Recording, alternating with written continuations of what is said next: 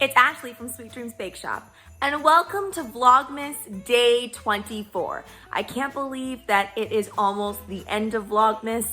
I just feel like December slipped right through my fingers. But honestly, does anything really change on this channel just because Vlogmas is over? Not really, because I still upload every day. But today is the last day that I am going to be opening up my advent calendar. We have finally made it to the final day, and I did not look at the back of this calendar at all because I truly wanted to be surprised. So let's see what's in store for the final day. And this cute little Monica charm. Now, I always thought that with advent calendars, they try to end with like a really big gift of some sort. This advent calendar kind of just went through things at random, but you know what? I enjoy every single one of them.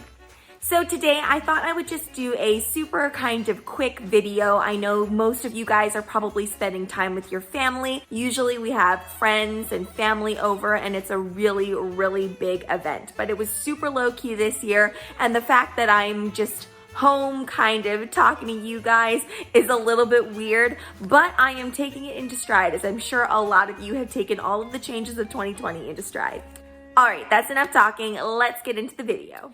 So my lovely sister gifted me a whole bunch of stencils. So I wanted to show you all of the different stencils that I got, and I'm gonna kind of be talking about the quality of stencils. So there are lots of stencils. I'm gonna go through them fairly quickly. This one is a really great pattern. I could see me utilizing this over and over.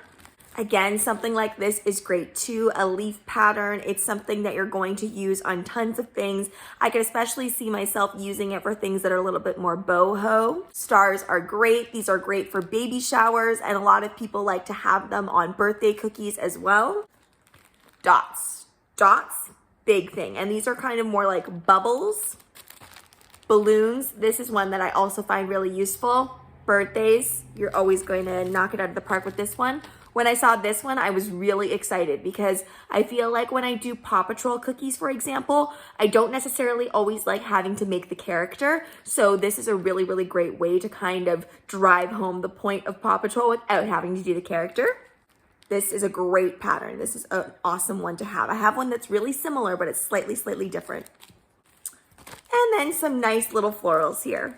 So I know that was like a super quick snapshot into what I got. Let me know, do you guys like watching hauls and things like that? I kind of went through that quickly because I myself don't really like to sit through long haul videos, but that might be something you guys are into. I'm not sure. But what I really wanted to talk about and why I'm showing you these stencils is because I wanted to talk about stencil quality. Does that matter? Do you have to buy the super expensive stencils? Now, I've seen stencil prices have an incredibly large range. Literally, I bought stencils from 25 cents each to about $8 each. Now, let's talk about whether that quality actually affects your ability to create stencils and put things onto cookies or cakes. When I'm looking at these stencils here, it doesn't feel very flimsy. The ones that I bought for like 25 cents are quite flimsy. Now, the reason that you don't want it to be super flimsy is especially important when you're putting it on a cake or if you're doing an icing transfer. And what is an icing transfer? Basically, it's where you put the stencil onto your cookie or onto your dessert, whatever you're putting it on, and then you take royal icing or you take buttercream and you swipe it across. The problem with super flimsy ones is that when you swipe, you're going to start lifting up the paper. And so if I try to do it with, say, this stencil here that I was using, it probably would lift and then it wouldn't create a nice clean line. Now, this one here actually feels pretty firm, but it doesn't feel as firm as some of my more expensive stencils like this stencil here. This stencil is a little bit pricier. I think this one in particular was maybe around $4 Canadian, which if you think about it is a little bit expensive considering what it is. However, it doesn't give me any headaches when I am trying to swipe icing on. So for that reason, I feel you do need to have good quality stencils. if you're doing the icing swiping technique and you're transferring icing on. That is when I feel like you need to have good quality ones. However, if you're more of a cookier and you don't really do a whole lot of transfers with buttercream or using the stencils with buttercream, then I think that you could go for the cheaper ones. If you're really just using them to airbrush things on, like airbrush a pattern on, then I feel like you can go for the cheaper one. Just make sure that when you're storing the cheaper stencils, you don't allow them to kind of get bent or anything, because I find once you bend them out of shape, it's really, really hard to utilize them. Now, the most important thing about your stencil is investing in a good stencil holder. So the one that's my favorite is the one from Cookie Countess, and I will put a link down in the description box below. It might be an Amazon link or a direct link depending on what I can find. And what I love about it is that it's magnetic, it's easy, and it can basically fit anything. Because it's magnetic and it's not actually holding something into a casing, you don't have to just be stuck with only purchasing Cookie Countess products to put in there. You can really put anything in, like the dollar store ones that I purchased for super, super cheap.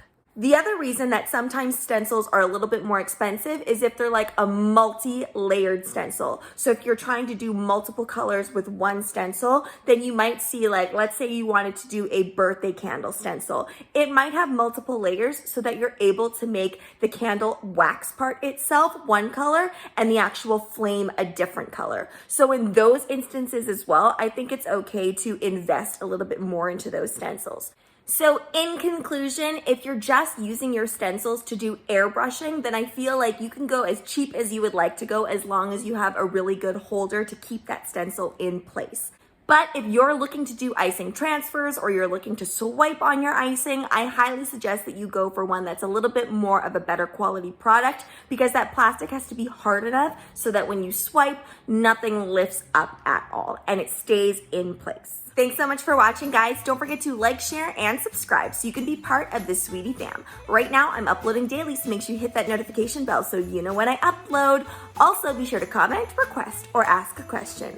I love hearing from you guys. And for Christmas tomorrow, I want to give back to you. So you might have seen my Instagram story post or you might have seen my community post, but I want to shout out your bakeries. Whether you have a home bakery, whether you're a hobby baker, whether you have an actual storefront, I want to shout out your bakeries. I've been following a lot of you guys. If you make it known to me that you are subscribed to me and you watch my videos, then I would love to give you a shout out. And I'm going to be going through all of my different subscribers' Instagrams, picking up my favorite photos and talking about them. So leave your Instagram handle down in the comments below if you would like a shout out tomorrow. Bye!